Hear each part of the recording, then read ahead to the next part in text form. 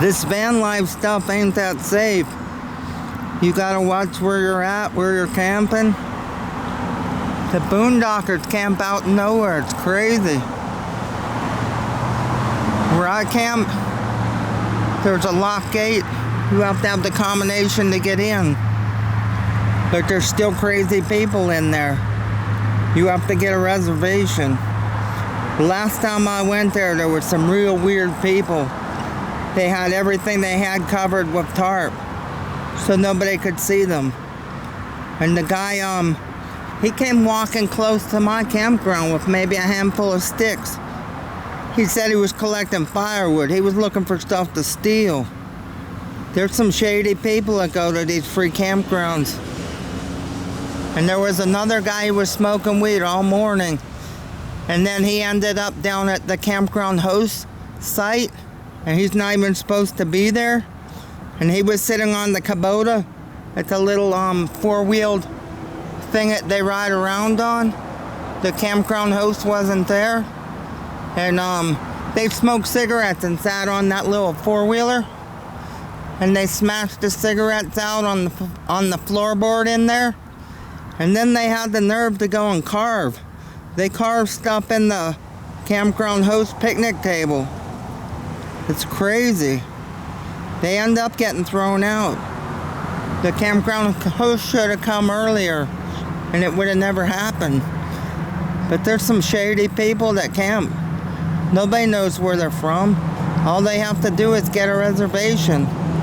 If one person gets the reservation, they can take other people in the car. So nobody knows at all where they're from. The place I camp in West Virginia is free. It's 14 nights.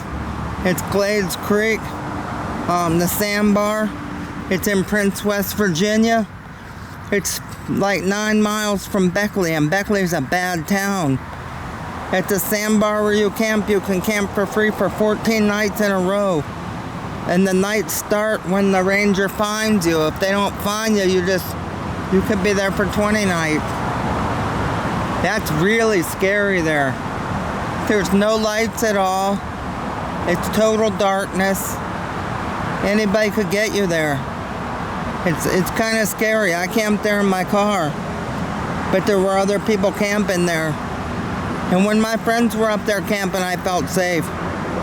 But I'd be scared to be there alone at night. It's out in nowhere. And there's another place called Army Camp. It's across the road. It's the same thing. There's no lights at all. Totally dark.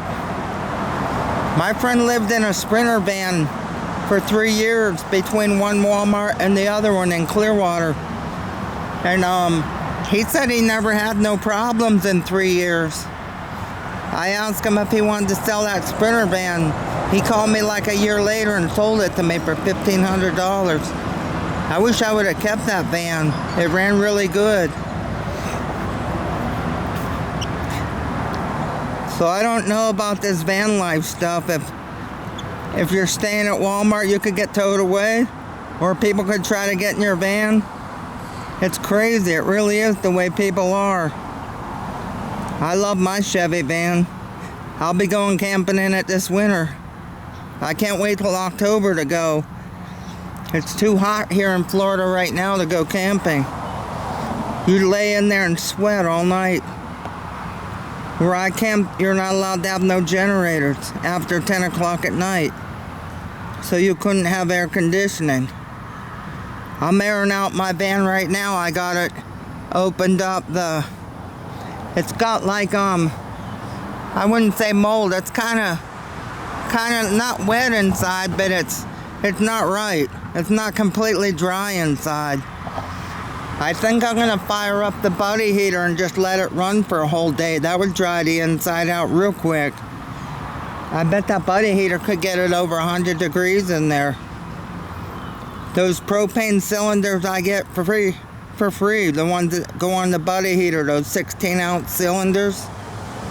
I get them free from our county's recycling place. So it wouldn't be no big deal just to leave it run for a whole day, 8 hours, however long it takes before the cylinder runs out. I love my Chevy camper van. It's all rusty from Ohio. It came from, the guy had it at Island Estates in Clearwater Beach. He lived on a yacht, so it was in saltwater air 24/7. And in Ohio, they probably left it out every winter.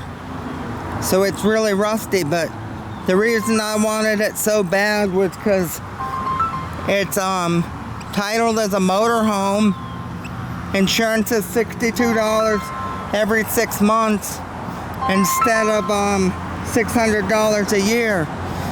I really like the van. Why do you gotta call when I'm making a video? When I've had the van coming up on 5 years. I think it's 5 years this year. I got it right before Halloween one year. Yeah, it should be coming right up on 5 years. The van's a 305 with a 700 R4 transmission. Ooh, the transmission did this where it didn't want to shift into third gear. And all the transmission places wanted 12 to 1500.